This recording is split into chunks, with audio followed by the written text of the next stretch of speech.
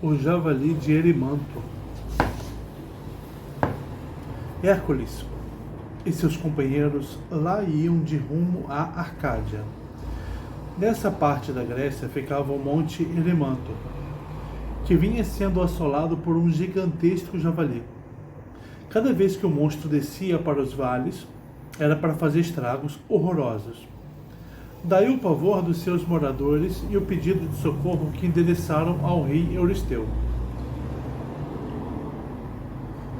Majestade, haja por bem dar jeito nesta fera, pois do contrário estamos perdidos. E com esperança de que Hércules perdesse na luta, Euristeu mandou combater o javali feroz. A Arcádia era a região mais atrasada de toda a Grécia, por ser muito montanhosa e por isso mesmo pouco povoada. A indústria não ia além da pastoril. Sempre que um poeta grego fazia um poema bucólico, era na Arcádia que punha a cena. Se outro precisava de um pastor, ia buscá-lo na Arcádia. E com o passar do tempo, a Arcádia ficou para o resto da Grécia como o símbolo do bucolismo, da vida simples e rústica. Até hoje a palavra Arcádia lembra pastores tocando flauta para os carneiros ouvirem e pastoras de cestinhas no braço atrás das margaridas do campo.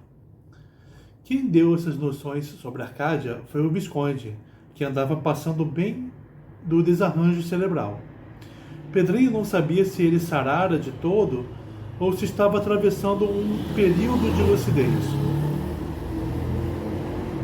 E as pastoras também usavam grandes chapéus de palha de aba larga, lembrou Emília. Vi pastoras assim num leque antigo de Dona Benta. O Visconde contou que os poetas são os mágicos. Tomam as sujas pastoras da realidade e as transformam em mimos de criaturas, com açafates de flores ao braço, pezinhos bem calçados, saia rodada e o clássico chapéu de palha preso ao queixo por uma barbela de fita. Fazem delas uma coisa de leque e de poema. Mas as pastoras de verdade são muito diferentes, coitadas. São mulheres do povo, grosseiras por falta de educação e trato. E nem por sombra imaginam como aparecem faceiríssimas nos tais leques e poemas. Diferença entre o que está no leque, a representação do leque e no poema das pastoras mesmo, né?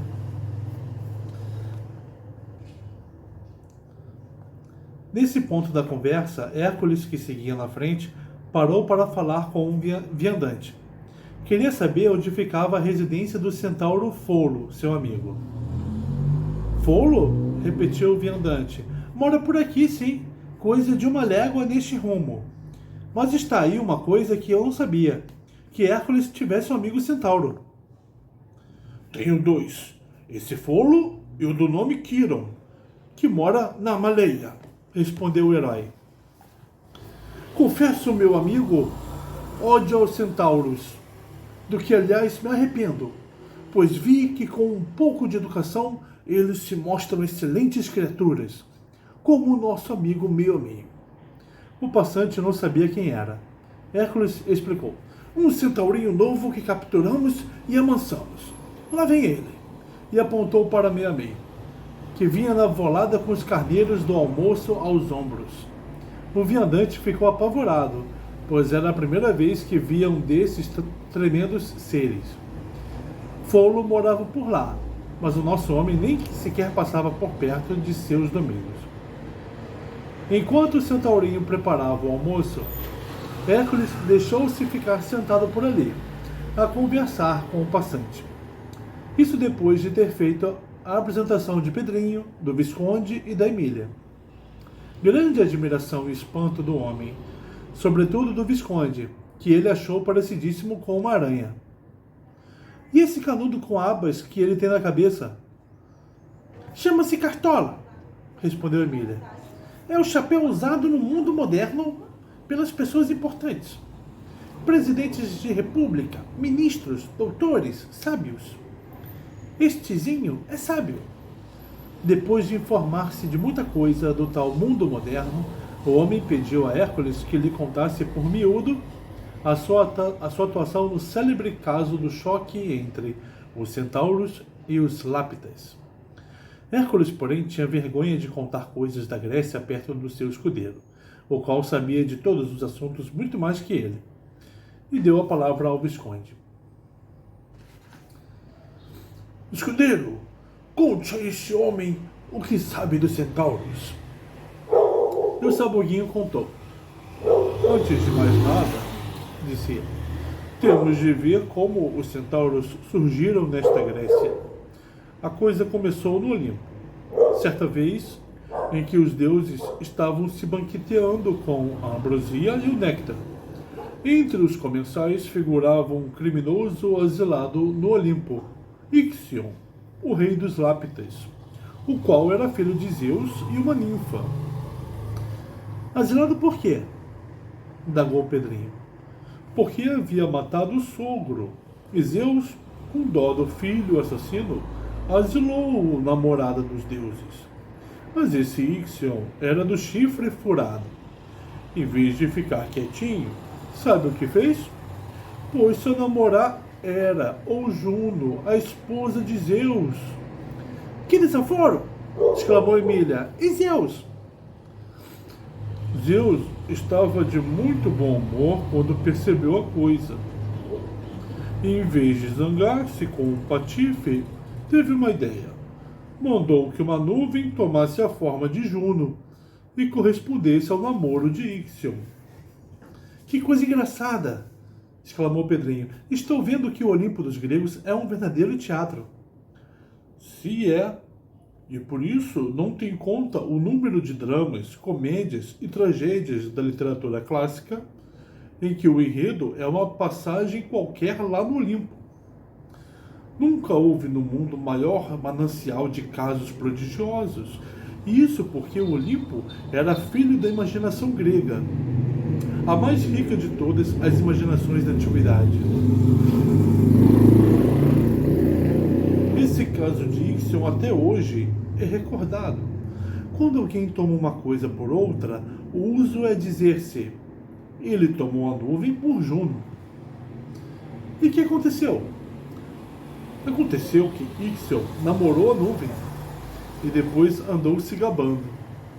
Zeus, então, encheu-se de cólera e arremessou-o ao Tártaro, que era o inferno dos gregos, onde Mercúrio, por ordem de Zeus, o amarrou a uma roda que iria virar eternamente. Uma roda a que também estavam amarradas inúmeras serpentes. Mas que tem tudo isso com os centauros? Tem que os centauros começaram assim. Nasceram dos amores de Ixion com essa nuvem. E um dia declararam guerra ao filho de Ixion, que o sucedera no trono, reclamando sua parte na herança. Esse filho de Ixion teve medo da luta e fez com eles um acordo. Depois convidou-os para a festa de seu casamento com Hipodâmia. A grande encrenca nasceu daí. Os centauros eram também filhos de Ixion, desses que puxam ao pai. No meio da festa ficaram com as cabeças muito esquentadas e puseram-se a namorar a noiva. Depois quiseram raptá-la, e também as outras moças presentes na festa. Que escândalo! E que desastre!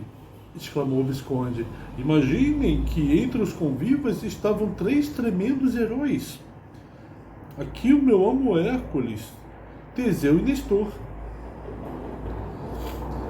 Esses heróis se atracaram com os insolentes centauros. Mataram a muitos e expulsaram da Tessália os restantes. Foi então que vieram refugiar-se aqui, nestas montanhas da Arcádia. Então a história dos centauros é que Ixion, filho de Zeus, cruzou, com a nuvem, que ele achava que era Hera, E daí nasceram os centauros, que se comportam como ele, que quiseram namorar a noiva do Ixion, Hipodâmia.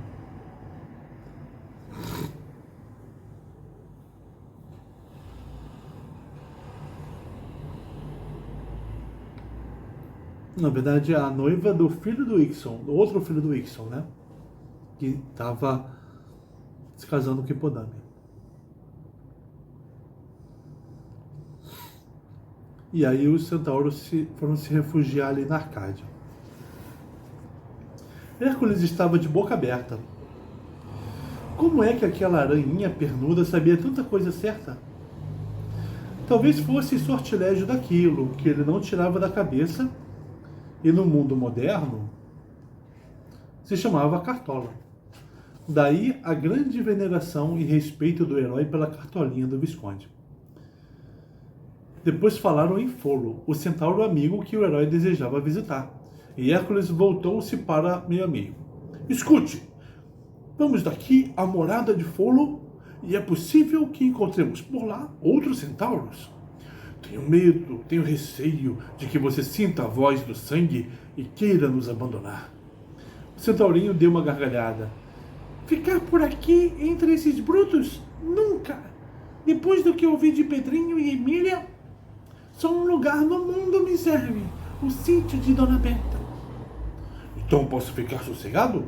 Sem receio de que você nos fuja e fique por essas montanhas com os seus iguais? Claro que pode. Fiz tal amizade com Pedrinho que nada no mundo nos separará. Hércules sossegou. Luta com os centauros. À tarde chegaram à morada de Folo, o qual, com grandes demonstrações de contentamento, veio à porta e recebeu o amigo. Eram, na verdade, velhos camaradas. Folo admirou-se muito de o ver em companhia de um centaurinho. E mais ainda ao saber do modo como Hércules o pegara. Depois de muita prosa, Folo abriu um barril de vinho para festejar o aparecimento do herói. Era um vinho excelente, de cheiro muito forte. Cheiro que o vento levou até a floresta onde estavam os outros centauros. Fez um deles, farejando o ar. Aposto que Folo abriu aquele barril de vinho que recebeu de presente. Isso quer dizer que está de visita. Quem será? E conversa vai, conversa vem. Surgiu entre eles a ideia de um ataque à morada de Folo para raptar o barril de vinho. Armaram-se de machados. Os centauros iam atacar. Paus e grandes pedras e partiram em desapoderado galope. Quem os viu foi Emília, com os seus olhinhos de telescópio. Estão vendo? Gritou ela do alto de uma grande penedia. Estão vendo um bando de centauros? Talvez sejam os parentes de meio a meio que o querem tomar de nós. Avisa o Lelé, Visconde. Enquanto o Visconde corria a avisar o herói, Emília, de pezinha na ponta dos pés, olhava. O bando vem vindo no galope. Uns trazem machados, outros trazem paus e pedras.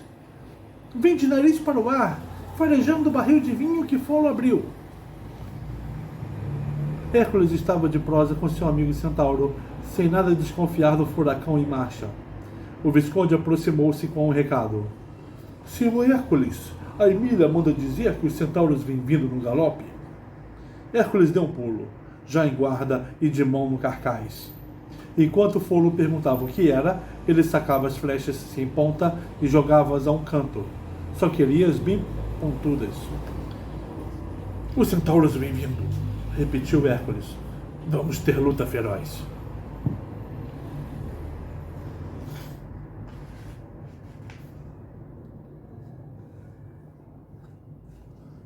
É que cheiraram essa vinhaça, disse Folo. Eles são a própria intemperança em pessoa. Nesse momento chegou até eles o tropel dos centauros, cada vez mais próximos. Hércules passou a mão na clava e esperou. As flechas ele as usava para os ataques à distância. Os tremendos monstros chegaram e pararam de brusco diante da morada de Folo, como param cavalos no galope quando o cavaleiro colhe do tranco as rédeas. O mais alentado de todos avançou e disse: Sabemos do barril de vinho e queremos beber. O cheiro nos foi levado pelo nosso amigo vento. Folo explicou que abrira aquele barril para obsequiar o seu velho amigo Heracles, que tinha vindo visitá-lo. O nome de Heracles provocava ódio e pavor entre os centauros, de modo que ao ouvi-lo o bando caiu em guarda. E como já tivessem bebido naquele dia e estivessem com as cabeças quentes, a arrogância os empolgou. O chefe disse: Ótimo que o tenhamos encontrado. Entre nós e esse herói há velhas contas a ajustar. Por sua causa estamos reduzidos à nossa atual condição aqui nestas agrestes paragens. Ele que salte cá fora, se não é o poltrão dos poltrões. Mal disse isso, e como uma bomba voadora que cai do céu, Hércules explodiu no meio deles. Sua clava, pesada como uma montanha, alcançou o chefe dos centauros pelo ombro e apeou-o, isto é, fê-lo vir ao chão estrebuchando. Vendo aquilo, os outros atiraram-se contra o herói com as armas que traziam, mas foi o mesmo que agrediu o rochedo de Gibraltar. O herói unia a força à agilidade. Com esta, desviava dos golpes, e com a força golpeava uma vez só. Cada clavada era um centauro no chão. Caíram assim 4, e os 2 restantes fugiram. Hércules ainda teve tempo de espetar um deles com uma seta. Olha a cena.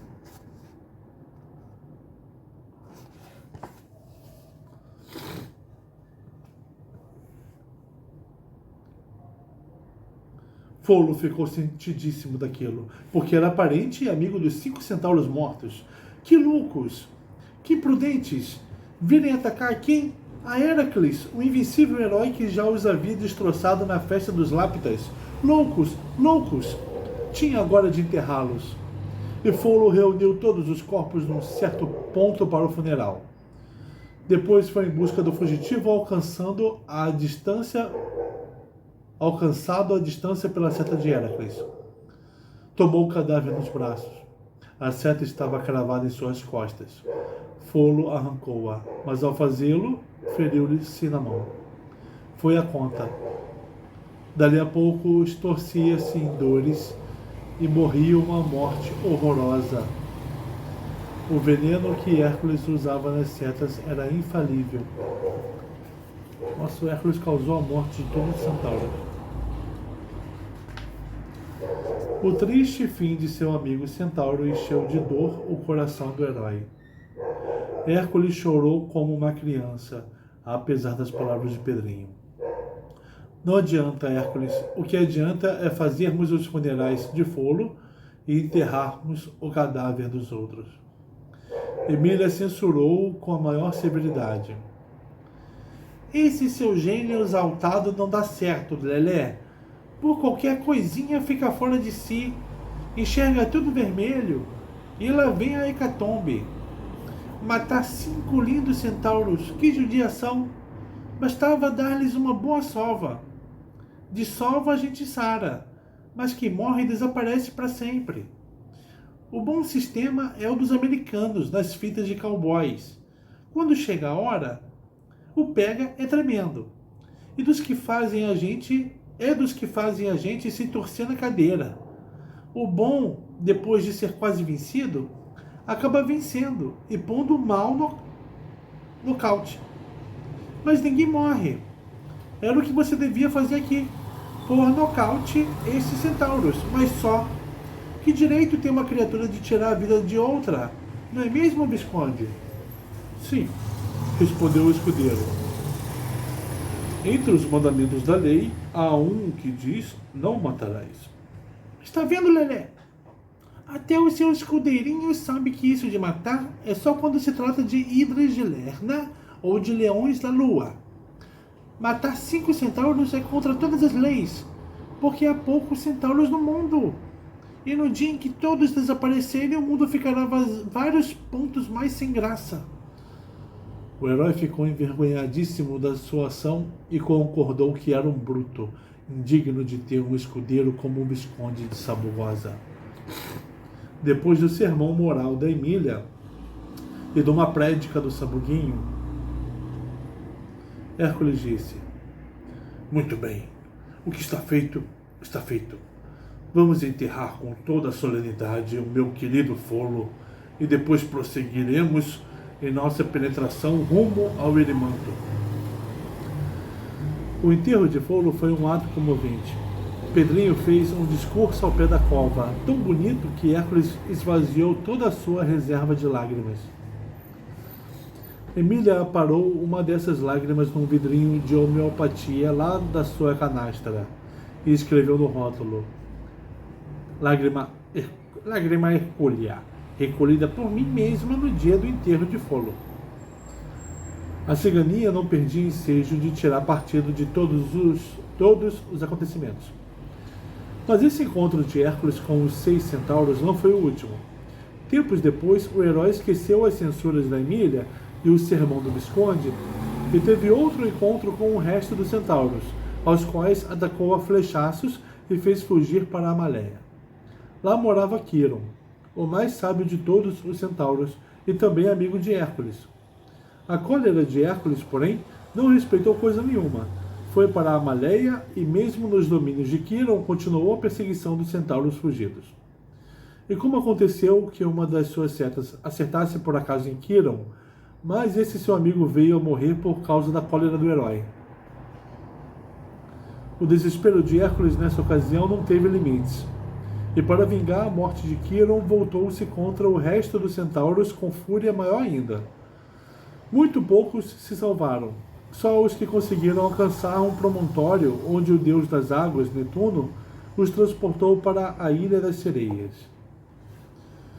E foi nessa ilha que se extinguiu a curiosa raça dos centauros, filhos do rei Ixion e da nuvem que ele tomou por Juno. Bom, mas isso se deu tempos depois. Não foi tragédia assistida pelos pica-pauzinhos. A parte a que eles assistiram foi apenas a luta entre Hércules e os 6 centauros beberrões atraídos pelo barril de Folo. Pedrinho não quis que meio a meio visse aquilo, para que não fosse testemunha do massacre de tantos parentes. E durante todo o tempo tratou de mantê-lo afastado do antro de Folo. Ora fazia isto, ora fazia aquilo, sempre coisas distantes. Uma delas foi informar-se lá pelos arredores do monte Erimanto se o monstruoso javali ainda estava muito feroz. Cada vez mais calamitoso, veio dizer meio a meio, depois de uma galopada até lá. Dizem os moradores das vizinhanças que ainda ontem desceu o monte com a velocidade de uma avalanche de pedras que rolam pela encosta abaixo. Mas onde passou ficou uma estrada aberta no arvoredo. Ele galopa às cegas, preferindo derrubar as árvores a desviar-se. Quer dizer que é um tanque de carne, observou o menino, fazendo que meio a meio perguntasse o que era tanque. Tanque é um javali de aço que lá nos nossos tempos modernos os homens usam na guerra. Também não se desviam de árvores, derrubam-nas e passam-lhes por cima. Meio a meio ficou a ruminar aquilo. Javali de aço? Como era lá possível uma coisa assim? Rumo ao Erimanto. No dia seguinte, bem descansado da luta da véspera e já com a cabeça fresca, porque os seus remorsos só duravam algumas horas, lá partiu Hércules de novo. Os 3 pica-pauzinhos, montados em meio a meio, seguiam ao lado do herói, entretidos no comentário dos acontecimentos da véspera. Pobre Folo, dizia a ex-boneca, quando havia de pensar que por causa de tal fera do Erimanto ia ter uma morte horrível e tão fora de tempo. Mas será eternamente lembrado lá no meu século XX. Hércules não entendeu. Por quê? Porque levo em minha canastra um souvenir dele, a ponta de sua cauda. Hércules riu-se. Pelo que vejo, Emília, o seu museuzinho é a maior maravilha moderna. E é mesmo, Lelé. Há lá coisas que nenhum museu no mundo tem nem terá. Como, por exemplo, um vidrinho de néctar do Olimpo, um trinco de porta do quarto de Dona Aspásia. Pedrinho arregalou os olhos. Até isso trouxe de lá, Emília, e não nos contou nada. Não contei para que não se implicassem comigo, mas tinham lá esse trinco e o pé de frango de 6 dedos e tantas outras coisas que só indo lá e vendo. Pedrinho contou a Hércules toda a história da Emília nos começos, no tempo em que era boneca de pano e muda, e falou muito de sua célebre torneirinha de asneiras. Era uma danada naquele tempo. Assim que abria a boca, lá vinha uma asneira, e bem engraçada às vezes. Lembro-me de uma. Nós tínhamos ido ao País das Fábulas, onde encontramos o Monsieur de La Fontaine, caçando fábulas para o livro que escreveu. Era um homem já bastante antigo, de tempo em que se usavam calções de seda, sapatos de fivelas e cabeleireiras de cachos. Emília achou muito sem jeito aquele homem de cabelos compridos, porque isso de cabelos compridos é coisa de mulher. Indo então a sua célebre canastrinha, tirou de lá uma perna de tesoura, que deu de presente ao fabulista. La Fontaine olhou bem para aquilo e riu-se. Para que eu quero isso, bonequinha? E ela, muito lambeta, para cortar o seu cabelo. La Fontaine admirou-se. Como cortar o meu cabelo, se é uma tesoura de uma perna só? E Emília soltou a asneirinha. Pois corte de um lado só. Eram assim as asneirinhas dela. Coisas absurdas, sem pé nem cabeça. Hoje está mudada e mais sábia que um dicionário. Mas mesmo assim, de repente, dá uma abridinha na torneira. Emília não prestava atenção à conversa, toda absorvida no canto de um roxinol. Quando a vizinha parou, bateu palmas. Viva, viva! Derrota longe os sabiás lá do sítio. Parece que vai inventando as músicas. O Visconde, que era entendidíssimo em música de passarinhos, confirmou o parece da Emília. Sim, disse ele, o rouxinol não repete música, não é como os outros passarinhos que aprendem um canto e passam toda a vida a repeti-lo. Mas o canário não é assim. Aquele belga de Pedrinho lá no sítio canta inventadamente, lembrou a ex-boneca. Parece, disse o Visconde. O que ele faz é cantar uma música muito comprida, mas depois que chega ao fim, volta ao começo. E assim, todos os outros passarinhos lá da roça, o sabiá, o pintacilgo, o soldado, acho que o rouxinol é o único que não repete música, e por isso tem tanta fama. É a maravilha no mundo passarinheiro, uma caixinha de música viva e encantada. Assim que o dia morre e vem se aproximando a noite, ele começa a cantar nos sombrios da mata, e canta cada vez mais triste até que a noite cai. Não há quem ouça a sua música e não fique melancólico. O rouxinol que provocava aquelas considerações começou a cantar novamente.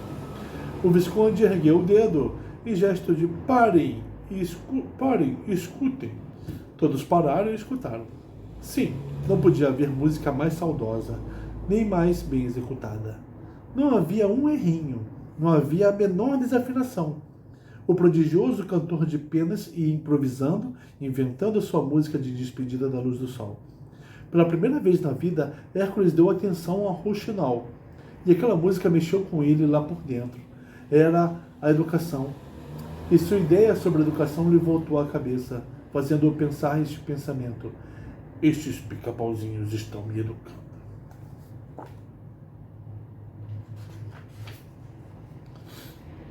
Quando o rouxinol emudeceu, todos ficaram por alguns minutos sem dizer nada, ainda magnetizados pelo enlevo.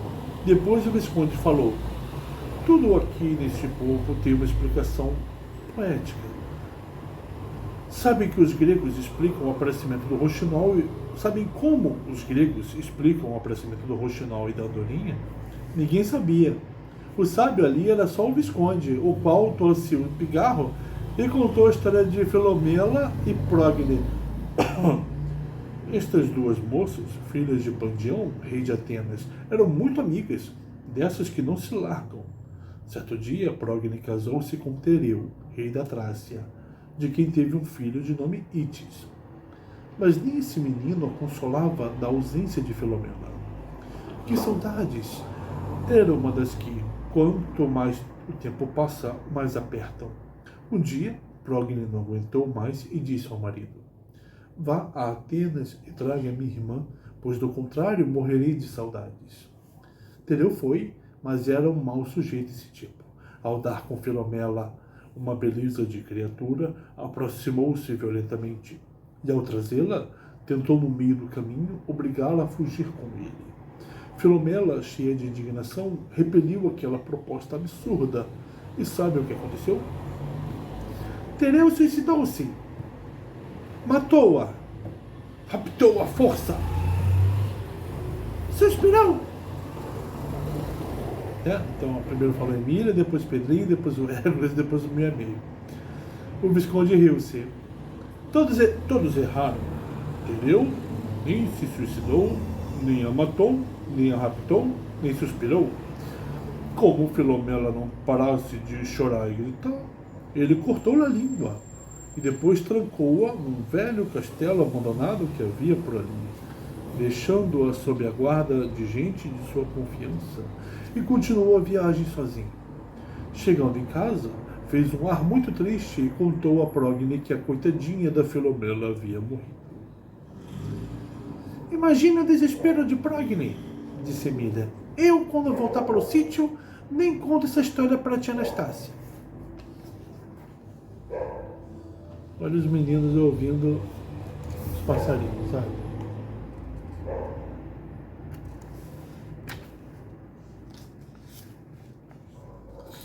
O Visconde continuou. A coitadinha da Filomela ficou sem a língua, mas não ficou sem o cérebro, de modo que não fazia outra coisa senão pensar no meio de mandar aviso à sua irmã, desmascarando aquele monstro. Mas avisá-la como? Pensa que pensa. Afinal, descobriu um jeito. Fazer um comprido bordado com uma série de cenas que fossem representando toda a sua história. Se Progne visse esse bordado, compreenderia tudo e viria salvá-la. E assim foi. Depois de terminar o lindo bordado, jogou-o por uma das janelinhas da torre. Jogou-o ao vento. E o bordado foi cair bem no meio da estrada. Não tardou que os viajantes a caminho da Trácia o vissem, pegassem. Que lindo, que maravilha! Exclamaram. Uma coisa bela assim merece ser levada de presente à rainha. E quando chegaram à Trácia, foram ao palácio oferecer à rainha a maravilha. Assim que Progne viu o bordado, seu coração palpitou. Reconheceu os pontos que a menina ela mesma havia ensinado a sua irmã Filomela.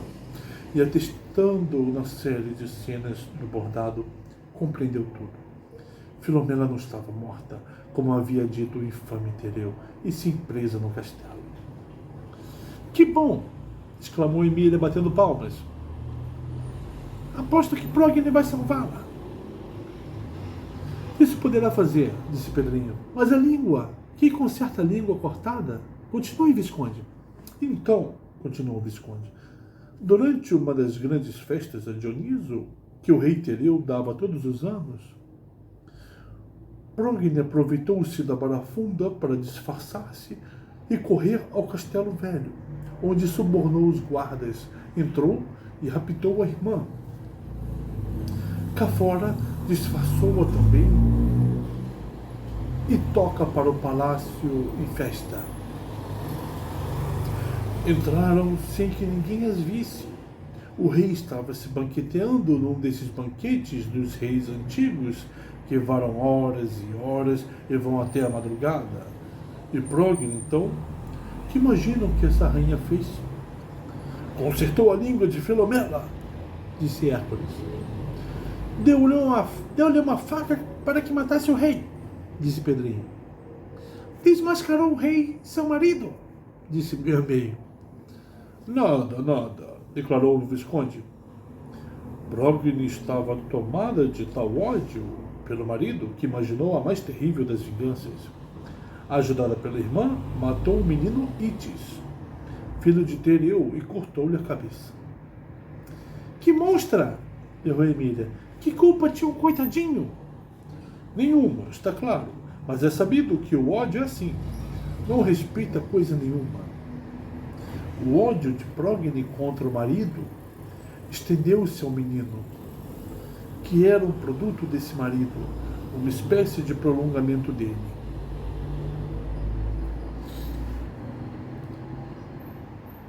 O ódio não respeita nada. Tem algumas histórias da Grécia Antiga em que por exemplo, a história da Medeia foi traída pelo Jasão e matou os filhos dela com ele. Filho dela, né? E filho dele também. Então, não se deve despertar o ódio, né? Procurar despertar o ódio.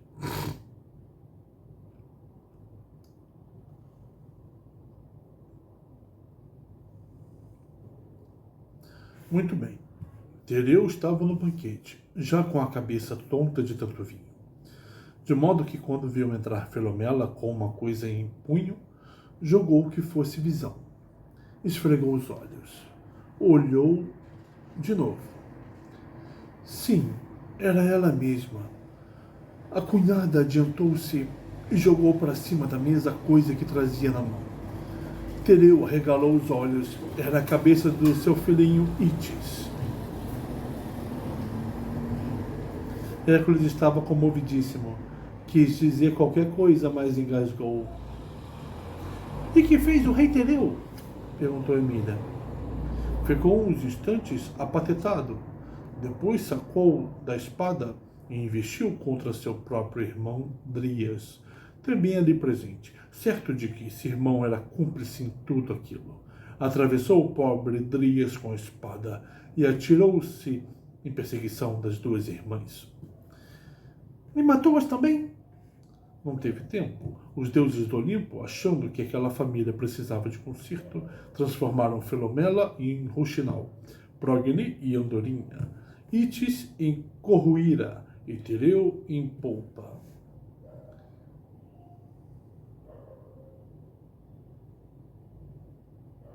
Isso é que é saber fazer as coisas. Filomela, que por ter perdido a língua não podia falar, virou a linguinha de ouro de toda passarinhada. Mas se eu fosse Zeus, virava Tereu em urubu. Era o que ele merecia.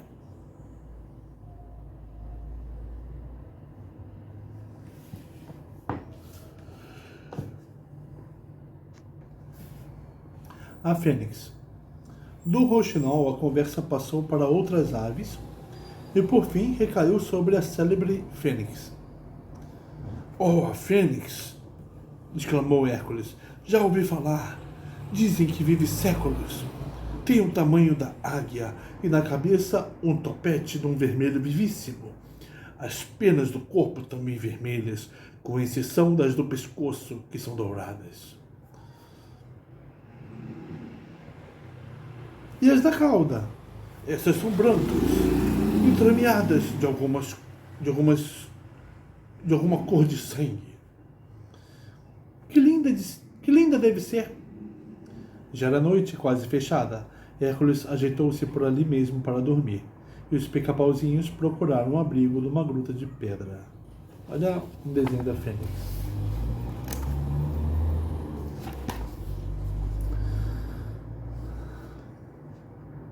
Meio a meio deitou-se na entrada da gruta. Ele era o guarda noturno dos seus amigos do século XX. Os sonhos daquela noite foram sonhos ornitológicos. Como disse no dia seguinte o Visconde, e foi explicando. Ornitologia é a ciência que estuda as aves. Logo, quem sonha com passarinho tem o sonho ornitológico. Ao retornarem à viagem para os montes do Elimanto, a conversa voltou ao mesmo assunto da noite anterior, aves. Conte mais alguma coisa da Fênix, Lelé, pediu Emília. E o herói contou. O que me disseram foi o que narrei ontem, mais isto. A Fênix tem olhos brilhantes como estrelas. Que lindo! E quando sente que a hora da morte está chegando, começa a juntar no mato ramos de plantas cheirosas, resinas e gravetos. E quando aquilo tudo faz uma espécie de ninho dentro do qual se acomoda,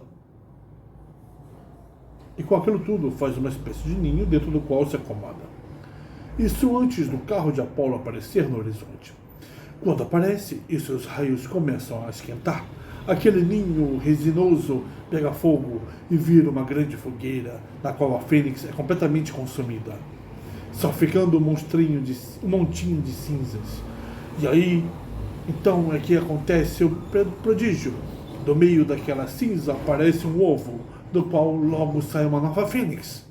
Essa nova fênix junta toda aquela cinza e vai depositá-la no altar do sol, na cidade de Heliópolis. Que lindo! Exclamou Emília. A fênix renasce de suas próprias cinzas. E não há nenhuma fênix aqui por essa Grécia, Lelé. Às vezes aparece alguma, vinda de outras terras, mas não é ave grega. Minutos depois dessa conversa, Emília gritou: Alto! E todos pararam. Ela trepou ao ombro do meio-a-meio e ali de pé, com a mão em viseira, pôs-se a sondar a distância e ia falando. Estou vendo muito longe uma ave a amontoar um ninho fogueira. Belíssima, sim.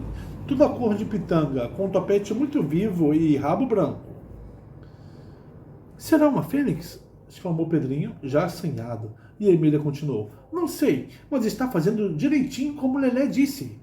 Traz para o ninho fogueira plantas odoríferas. O Visconde suspirou. Estava achando aquilo um pouco demais. Que naquela distância Emília visse a ave trazer plantas para o ninho, ainda vai lá, mas declarar que as plantas eram odoríferas. Seria possível que, além dos olhinhos de telescópio, ela possuísse teleolfato?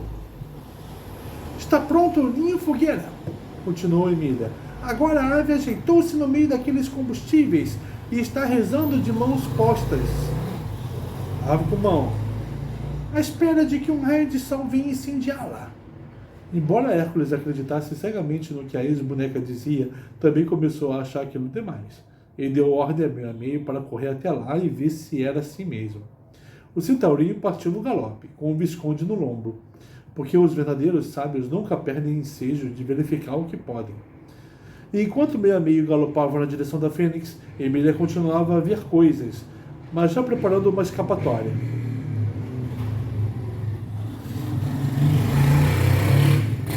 Uma vez, no deserto do Saara, disse a marotinha, eu vi uma coisa linda, um chafariz lá muito longe. Não podia haver mesmo mais lindo no Saara, não podia haver encontro mais lindo no Saara do que o de um chafariz, para gente que estava morrendo de sede como nós.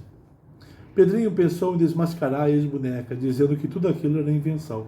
Emília jamais havia estado em Saara nenhum, mas de dó dela limitou-se a dizer: esse chafariz devia ser uma das chamadas miragens tão frequentes nos desertos.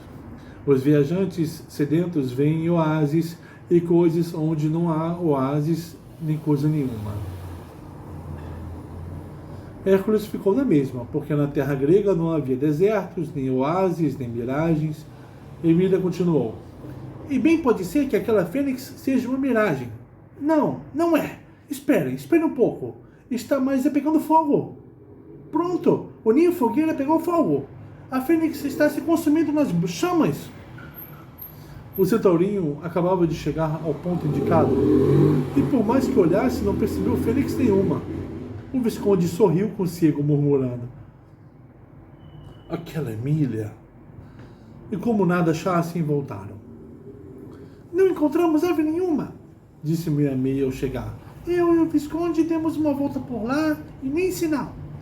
Hércules, já meio desconfiado, olhou para Emília, a qual botou as mãos na cintura e deu uma gargalhada gostosa.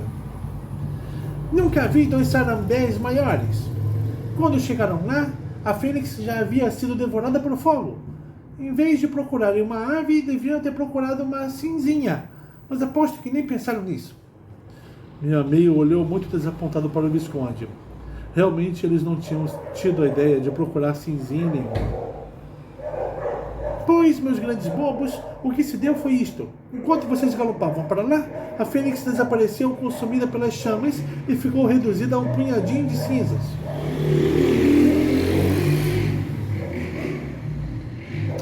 Querendo tirar a prova daquilo, Hércules deu ordem a Meio a Meio para voltar e verificar a existência da cinzinha. Meio a Meio partiu, enquanto galopava para lá, Emília continuou a ver. Que beleza!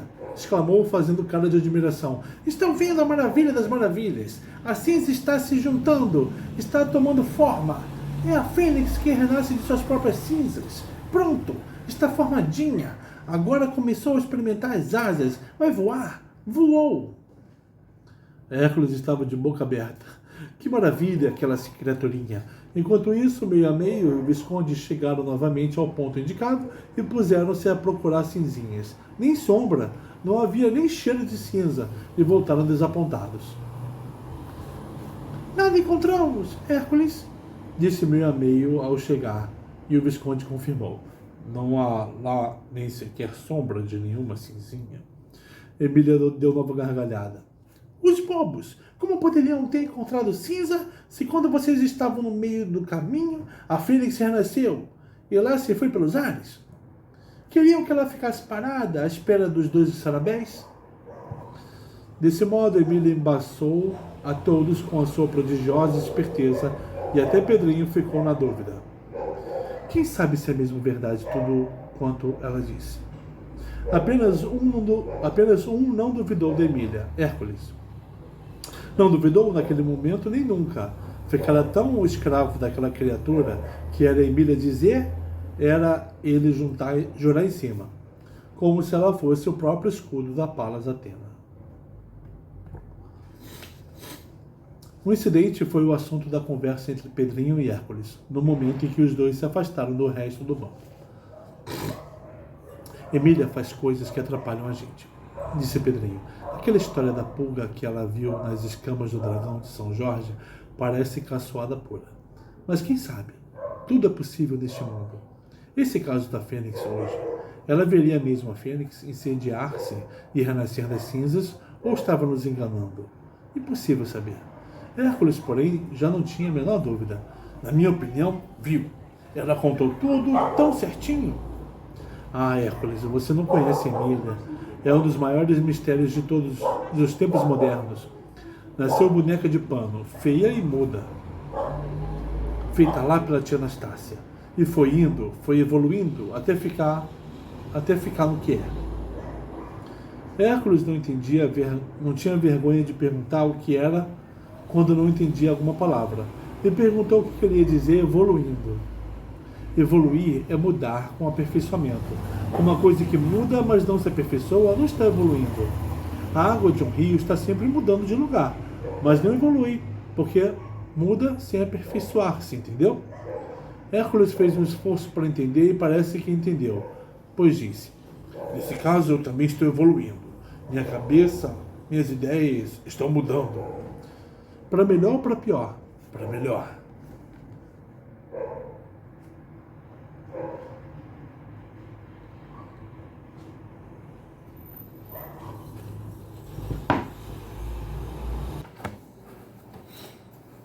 Pan, o deus da Arcádia.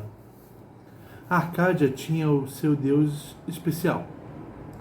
Os pica-pauzinhos ficaram sabendo disso depois do encontro de um velho viandante. Não era nenhum velho tonto, mas um grande velho do tipo filósofo. O Visconde agarrou-o e não o largou o tempo inteiro, porque os sábios gostam de conversar com os sábios. O principal assunto da conversa foram os deuses, e sobretudo o deus da Arcádia. Sim, dissera o velho em certo momento. Esta Arcádia tão rústica tem um deus só dela, Pan.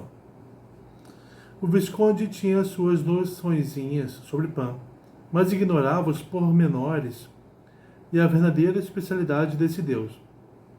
O velho viandante proporcionou-lhe uma aula sobre o assunto. Pan é o deus especial da Arcádia, o guardião destes rebanhos e o seu multiplicador. É também o protetor dos pastores. Veio do Olimpo? Indagou o Visconde. Não, Pan nasceu nestas paragens, e de um modo muito interessante. Certa vez, Hermes, o mensageiro dos deuses, aterrissou por aqui, bem nos campos sagrados de Silene, e se apaixonou loucamente por uma formosa ninfa. Apaixonou-se a tal ponto que se ofereceu como pastor a Dríops, o pai da ninfa. Que graça! Exclamou Emília. Ele, um deus do Olimpo, a empregar-se como pastor de ovelhas. E Pedrinho recordou o caso do Jacó da Bíblia, que por amor a Raquel, filha de Labão, contratou-se por 7 anos como pastor das ovelhas do futuro sogro. E, findo o prazo, contratou-se por mais 7 anos. Só assim conseguiu casar-se com Raquel. Pois com o deus Hermes aconteceu coisa parecida, disse o velho. Teve de servir de pastor nos rebanhos de Dríops, para obter a mão de sua filha. Afinal, casou-se. E o deus Pan foi o resultado desse casamento. Mas Pan nasceu com pés de bode e chifrinhos na cabeça. Todos se horrorizaram com o fenômeno, menos Hermes. Assim que o estranho menino nasceu, tratou de voar com ele para o Olimpo, a fim de mostrá-lo aos seus companheiros de divindade. Embrulhou-o numa pele de lebre e lá se foi. Quando no Olimpo abriu a pele e exibiu o filhote, houve risadas e caçoadas, e deram-no o nome de Pan. O deusinho do pé de bode foi crescendo aqui na Arcádia e ficou moço, mas muito feio, o pobre, com aqueles pés e aqueles chifres. As ninfas metiam-no a riso, o que o fez jurar que nunca em seu coração amaria mulher nenhuma. Mas certo dia, Cupido travou com ele uma luta corpo a corpo, e apesar de ser apenas um menino, venceu. As ninfas que assistiam à cena deram grandes gargalhadas, e o pobre Pan não teve remédio senão amar.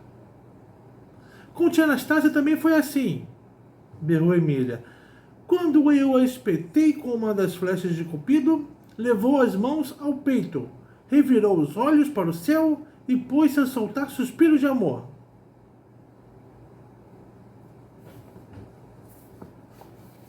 Ao Pan, espreitando alguma coisa, e aqui o Pan tocando sua flauta, e é provavelmente uma ninfa ali atraída por ele.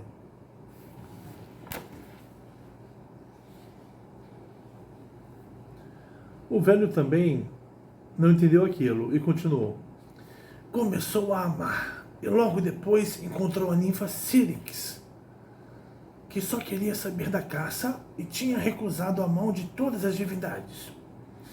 Pan foi se chegando e dizendo que queria ser seu esposo. Sírinx não disse nada, saiu correndo por ali fora, e Pan atrás. Mas como era um deus, e os deuses correm mais que as ninfas, acabou alcançando-a lá adiante. E agarrou-a? Ah, não. Assim que ia agarrando, Sírinx virou uma touceira de caniço. Emília cochichou para Pedrinho. Aposto que o tal caniço era a taquara do reino. E dessa touceira de caniço começou a levantar-se um canto muito suave e queixoso. Pan comoveu-se e cortou 7 canudos de vários tamanhos. Depois emendou-os com cera. E foi assim que nasceu a célebre flauta de Pan, instrumento que nunca mais ele iria abandonar e ficaria sendo seu distintivo.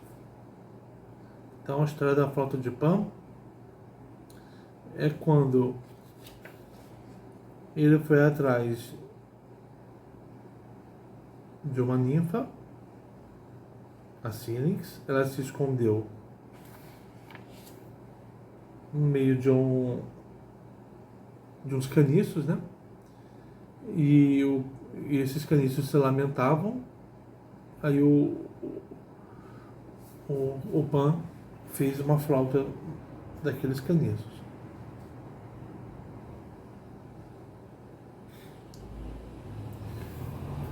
Aí o velho disse que aquela flauta passou a ser o distintivo do Deus. Por que nunca mais abandonou essa flauta? Quis saber Emília, e o velho respondeu: porque assim que a usava, fluíam de todos os bosques ninfas e mais ninfas, para dançar em redor dele. E entre essas ninfas havia uma de nome Pittis, que diante das músicas de Pan se mostrava mais enternecida que as outras. E vai então Deus feio, e o Deus feio sente de novo o fogo do amor a arder em seu coração, e tocando na flauta com um maior sentimento ainda, vai andando rumo a um lugar solitário, onde havia um alto rochedo. Lá se senta bem no píncaro e continua a tocar. Atraída pela música, Pittis vem vindo, e para melhor ouvi-lo, senta-se ao seu lado. Pan, coitado, perde a cabeça e faz-lhe uma declaração de amor. Mas a ninfa era a namorada de Boreas, o terrível vento norte, o qual, enciumadíssimo, toma-se de grande furor e sopra uma rajada para cima deles. Boreas soltou um pé de vento, eu sei, disse Emília. E tão forte foi essa rajada que a pobre Pittis perdeu o equilíbrio e tombou do rochedo abaixo, despedaçando-se nas pedras. Os deuses lá do Olimpo, que tudo viam, apiedaram-se da coitadinha e transformaram os seus pedaços em pinheiros.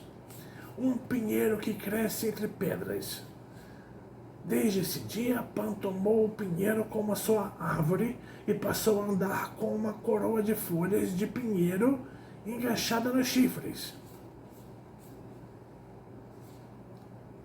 Quer dizer que ele amava e não conseguia casar? Exatamente. Seu destino era nunca poder unir-se à criatura amada, como mais tarde no caso da ninfa Eco, filha do ar e da terra. Cada vez que Pan tocava, essa ninfa repetia as últimas notas lá longe. Pan voava para lá e tocava de novo, e Eco repetia de novo as últimas notas, mas sempre ao longe, como se estivesse mofando dele. Emília deu uma risada gostosa. Deus mais bobo nunca vi, pois não percebia que a tal Eco não era ninfa nenhuma, e sim isso que chamamos eco? Conte aqui ao velho o que é eco, Visconde. O sabuguinho explicou que eco era a reflexão de um som. O som dá de encontro a um obstáculo e reflete, isto é, volta para trás. O velho prosseguiu. Pois o deus Pan não sabia disso e levou muito tempo a correr atrás da ninfa Eco.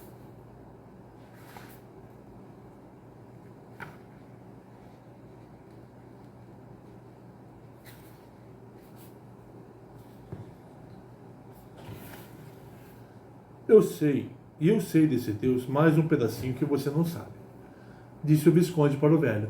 No reinado do imperador romano Tibério, reinado que vai ser há muitos séculos de distância, tempo daqui, o capitão de um navio ancorado num porto do Mediterrâneo ouvirá uma voz misteriosa que clamará: o grande Deus Pan morreu. E desde aí ninguém mais ouvirá falar dele. Isso não sei, disse o velho, porque é coisa do futuro. Só sei que hoje o Deus Pan ainda existe e continua a multiplicar os carneiros e cabras desta Arcádia, a proteger os pastores e a perseguir a ninfa Eco com as melodias de sua flauta de 7 canudos. Depois contou o começo da história da ninfa Eco. Ah, disse ele, Eco havia se tornado tão faladeira e inventadeira de coisas que a deusa Hera se enfureceu e condenou-a a um castigo muito interessante. Só repetir os últimos sons do que acabasse de ouvir. Desse modo, a mentirosíssima Eco parava de mentir, porque só podia repetir o finzinho do que ouvisse. Então foi daí por diante que ela virou um eco, disse Emília. O Visconde explicou que o som Eco tem esse nome por causa da ninfa Eco, e não o contrário, como supunha Emília. O velho concordou e Hércules roncou. Sim, porque durante toda aquela aula de mitologia, o grande herói não fez outra coisa senão dormir e roncar. Estavam descansando à beira de uma fonte junto à floresta. Lá dos campos de pastagem vinham os més dos carneiros da Arcádia.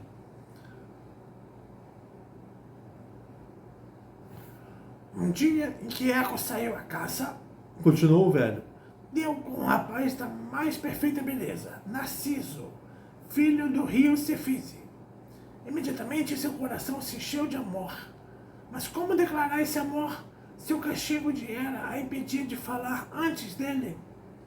A coitada só podia repetir as últimas palavras que Narciso dissesse. Que horror! Exclamou Pedrinho. Só agora compreendo a crueldade desse castigo. Sim, o pior possível. Concordou o velho. Como a pobre Eco iria verificar?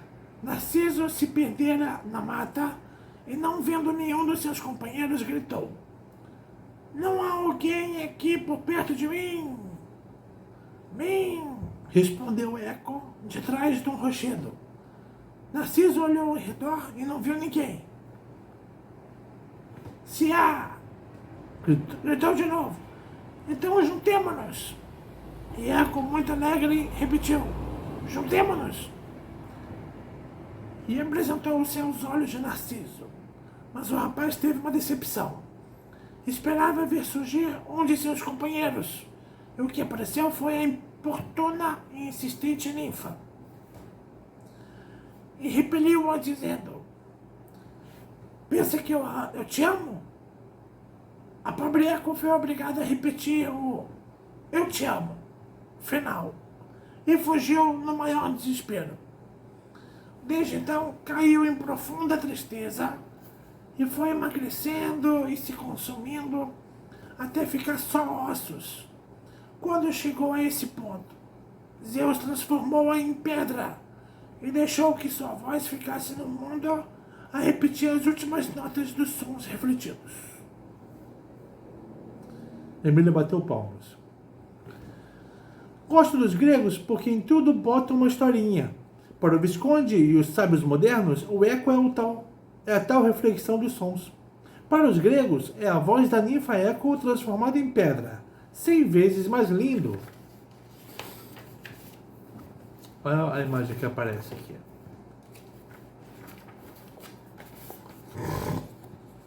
O Hércules e o Javali.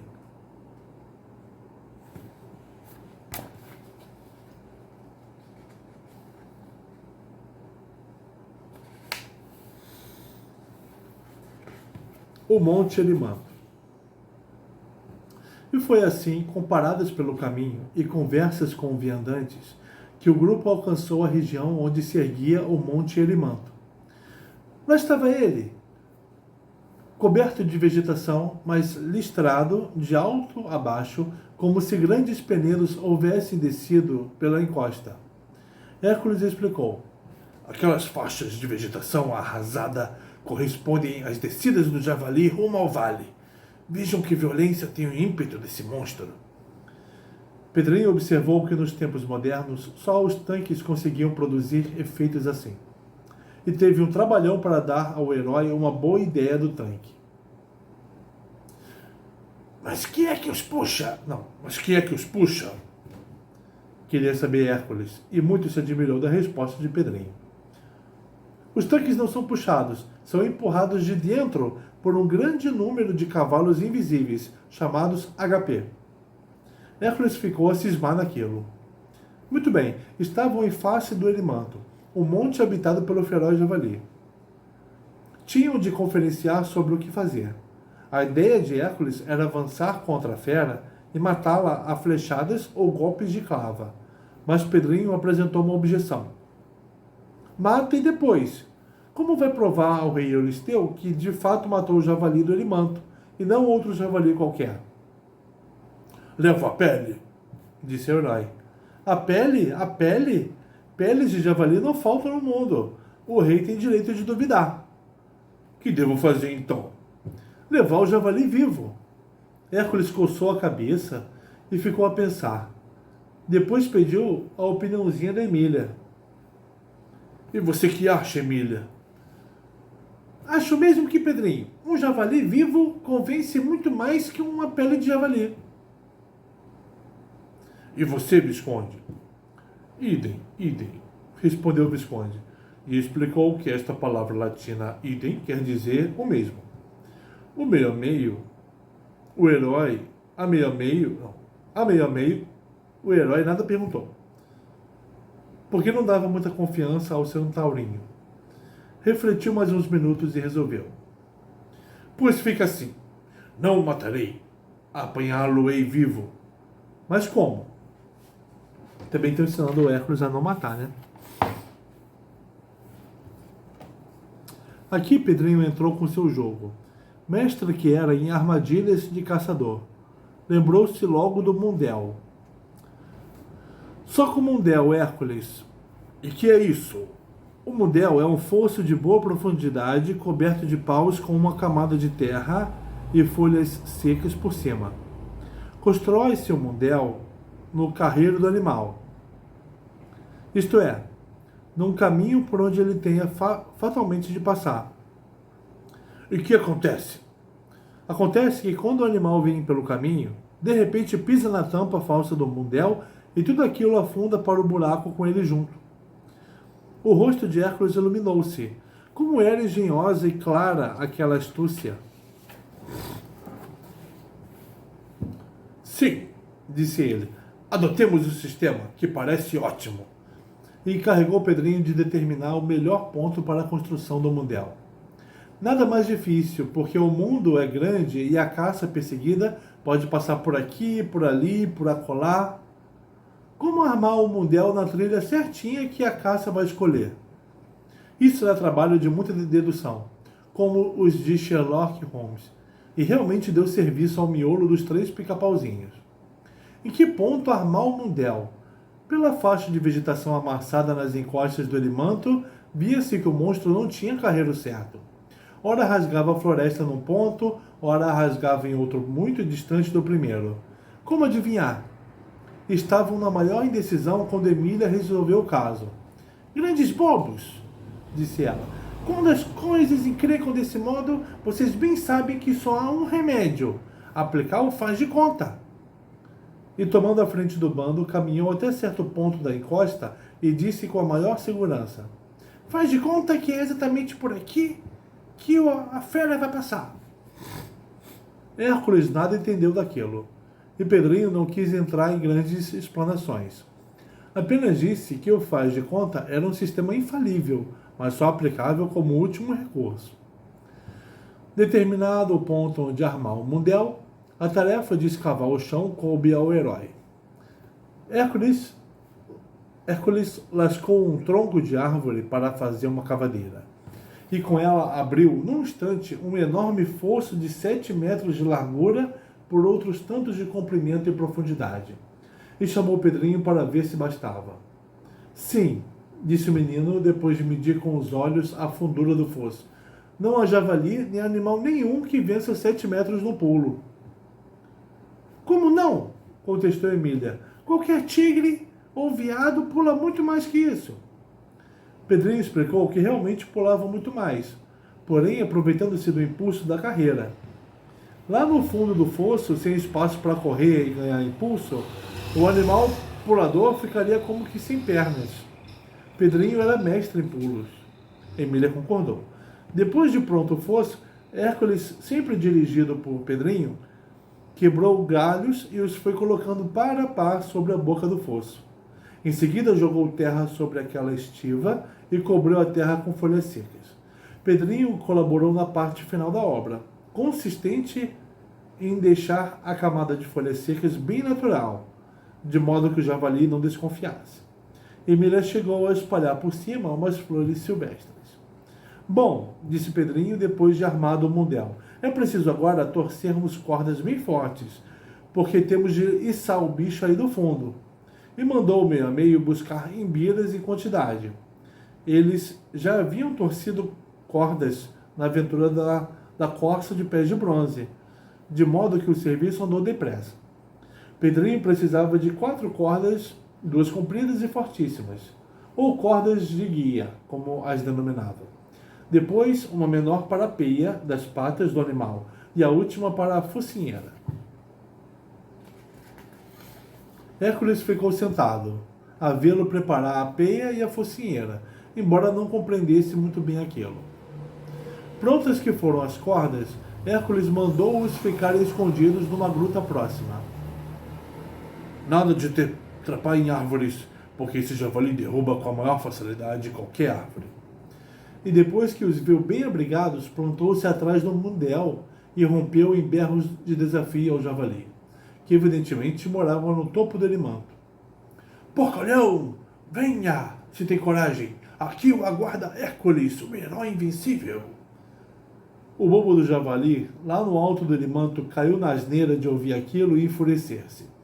Está claro que não tinha a menor noção de quem fosse o tal Hércules, e no caso só viu um ser humano qualquer que tinha o topete de desafiá-lo, a ele, o javali invencível, e lançou-se com a maior impetuosidade na direção do desafio, arrasando a floresta em sua passagem.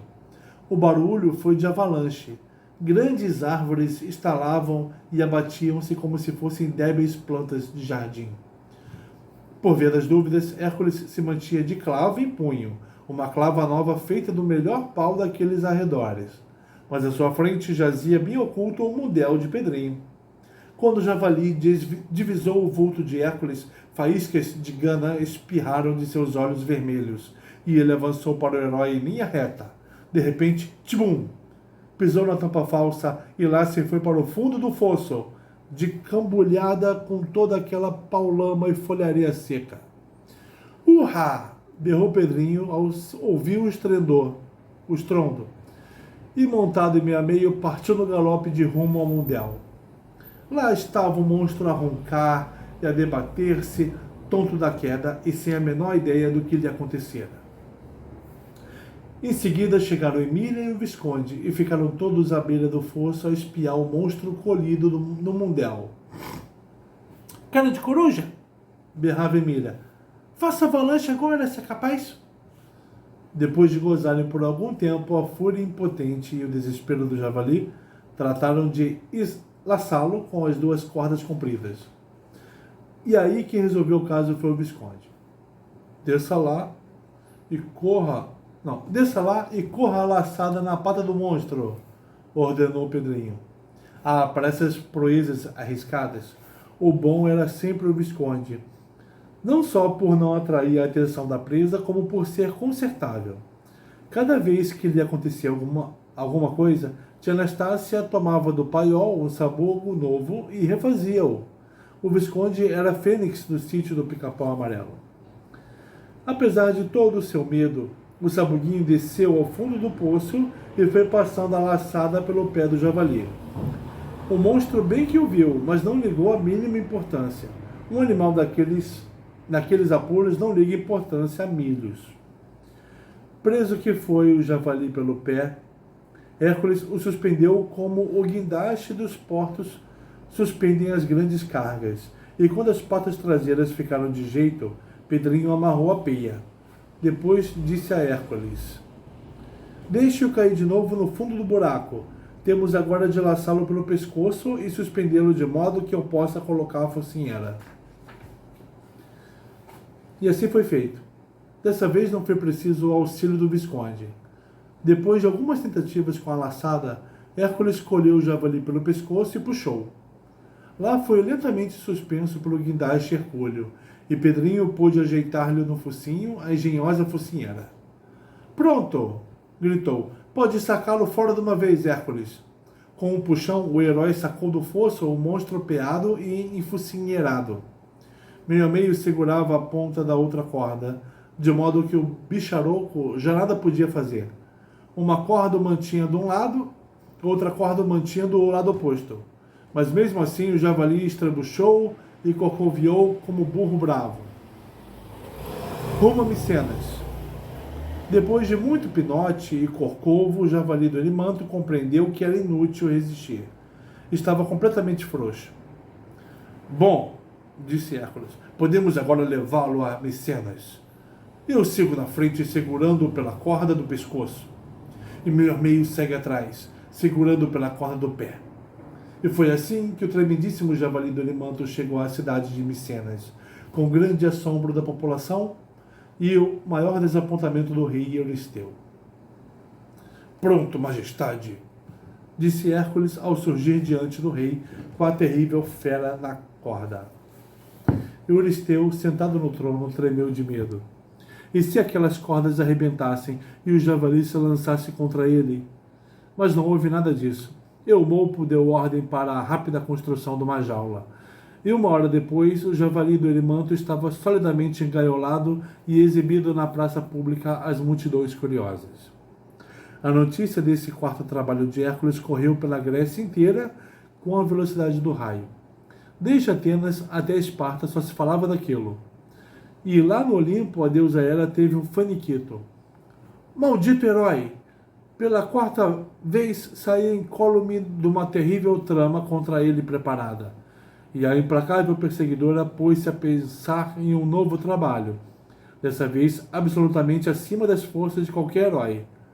Agora é pensado pela deusa esse trabalho. Qual seria? Pensou, depois sorriu e disse consigo: já sei! E mandou Hermes, o mensageiro dos deuses, levar um recado a Euristeu. Enquanto isso, Hércules e os pica-pauzinhos voltavam ao camping à beira do ribeirão. Lá encontraram tudo como haviam deixado. Ninguém ousara tocar em coisa nenhuma da casinha da Emília ou do templo da Havia. No dia seguinte, Hércules recebeu o chamado urgente do palácio de Euristeu. Foi: "As ordens, majestade." Euristeu estava risonho, sinal de que o novo trabalho ia ser muito mais duro que os primeiros. Eumolpo, rente ao trono, babava-se de gosto. "Hércules", disse Euristeu, "muito bem te saíste na façanha contra o javali do Erimanto, e agora tenho nova incumbência a dar-te."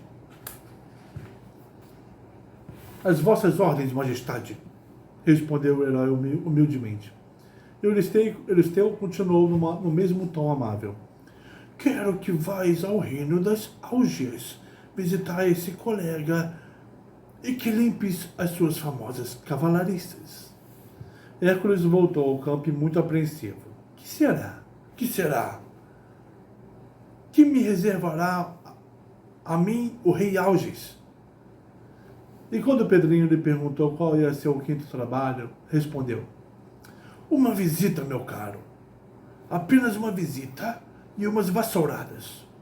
Euristeu encarregou-me de ir ter com o rei Auges e de lhe limpar as cavalariças."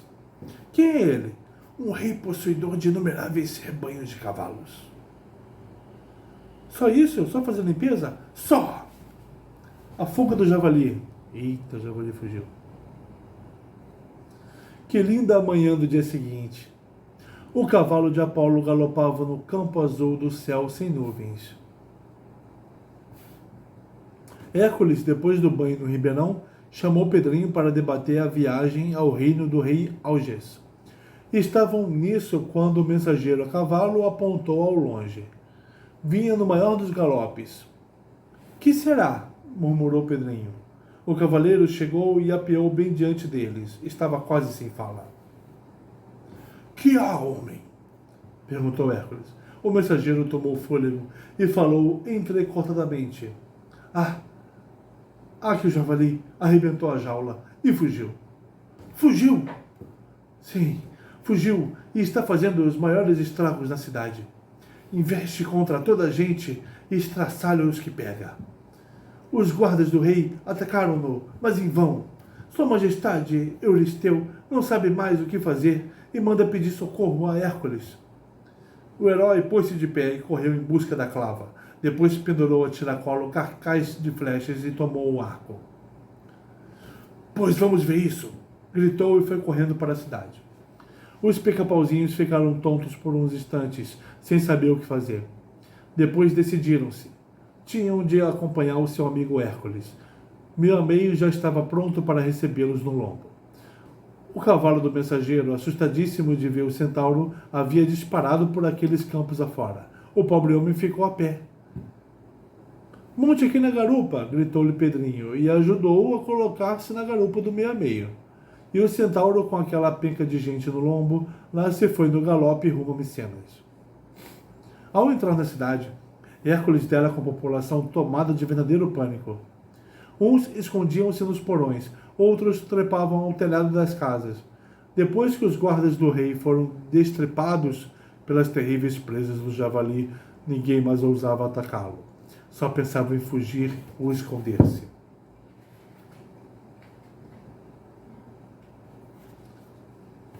"Onde está ele?" perguntou Hércules ao ministro Eumopo, que avistou-o a tremer de medo em cima do telhado do palácio. "Na praça do mercado!" gritou o ministro.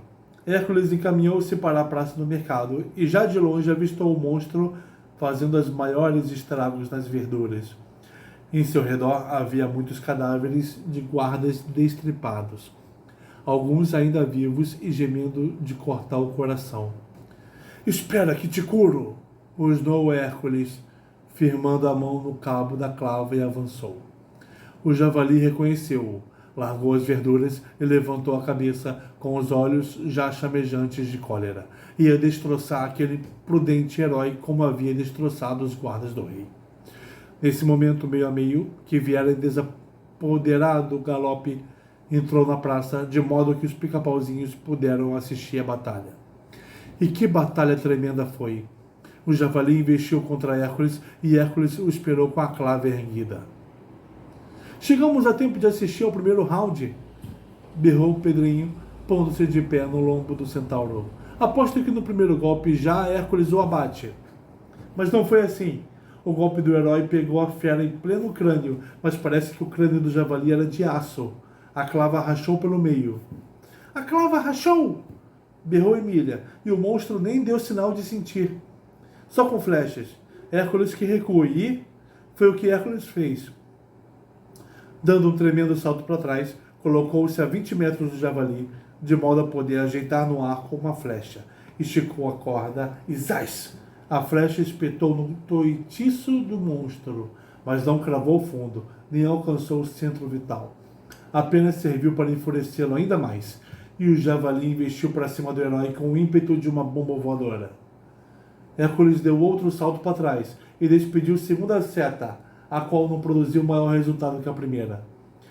O javali deu um bote traiçoeiro e quase apanhou o herói com suas presas afiadíssimas. Eumopo, lá de cima do telhado, estava radiante. "Desta vez Hércules está perdido. O javali vai dar cabo dele." E gritou para o rei Euristeu, que a tudo assistia do balcão do palácio. "A clava de Hércules falhou e as flechas também estão falhando. Tudo vai indo otimamente."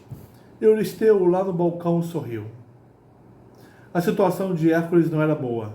E isso porque, na pressa de partir lá do acampamento, errara na escolha das flechas, pondo no carcaz justamente as de que Emília tinha arrancado a ponta. Só depois de haver lançado a segunda seta é que o herói percebeu a causa do desastre. Desastre sim, porque nunca em sua vida de herói acontecera semelhante coisa. Lançar duas flechas contra um corpo de animal e não vê-lo cair. Estrebuchou. E se estava sem as suas famosas flechas tão mortais, que fazer? E Hércules suou frio. Súbito Pedrinho empalideceu. "Estou compreendendo tudo. Ele está lançando contra o monstro justamente as flechas que Emília humanizou. E agora?" E voltando-se para Emília. "E agora, sua mexedeira? Sem clave e sem flechas de ponta, o nosso amigo Hércules está desarmado." Emília assustou-se. Seu coraçãozinho pulou como um cabrito lá dentro do peito. O remédio era um só: recorrer ao faz de conta. E ao ver Hércules lançar contra o monstro a terceira seta, gritou: "Faz de conta que essa é de ponta!" Remédio milagroso. A seta cravou-se no toitiço do javali ao lado das outras duas, mas com um efeito muito diferente. O monstro dá um urro, revira os olhos e descai sobre as patas traseiras como um animal descadeirado. Depois afocinhou. Estava vencido. Urra! Urra! Berrou Pedrinho. E de cima de todos os telhados, urras delirantes estrugiram. E Emília cantou Avé, Avé, e foi, que ela não sabia o que significava, mas achava um grito muito próprio por ocasiões assim. Os micenianos, escondidos no fundo das casas ou abrigados em cima dos telhados, começaram a afluir à praça e, em breve, uma grande multidão se juntou em redor do javali, morto. Cada um dizia uma coisa ou dava uma ideia. Súbito, um boato entrou a circular, que Hércules andava associado a uma pequenina feiticeira dotada de forças maravilhosas. O rumor tivera origem na mexericagem do homem que viera na garupa do meio a meio. De lá, assistira ele a toda a luta e ouvira o grito mágico da Emília. Faz de conta que essa é de ponta. Sim, foi ela, dizia o homem para o povo. Eu vi tudo muito bem. Só depois de seu grito mágico é que as flechas de Hércules voltaram a ser mortais. Antes disso, espetavam um javali e não lhe causavam o menor dano. E surgiu a ideia de uma manifestação popular à estranha criaturinha. Aqueles rumores não tardaram a chegar aos ouvidos do rei, o qual, furioso com a intervenção da pequena feiticeira, deu ordem aos seus guardas para que a prendessem. Vendo as coisas nesse ponto, Pedrinho tomou uma resolução de verdadeiro chefe. Toca para o acampamento e na volada, gritou. Já, já! E o centaurinho rompeu no galope. Minutos depois, todos apeavam, muito contentes, junto ao templo de Havia. Não gosto de povo nem de reis, disse Pedrinho. É com a maior facilidade que eles passam do extremo a outro. Nada como este nosso isolamento aqui, bem guardados como estamos pela clava de Hércules e pelo nosso amigo Centauro. Mas que fim levou Hércules? Pedrinho olhou em todas as direções e não viu o sinal do herói. Súbito, Emília gritou. Lá vem ele! Vem saindo da floresta! Sim, Hércules vinha saindo da floresta, onde se internara a fim de escolher madeira para uma nova clava. Bom, exclamou Pedrinho já sossegado, se Hércules está conosco, nada mais temos a temer.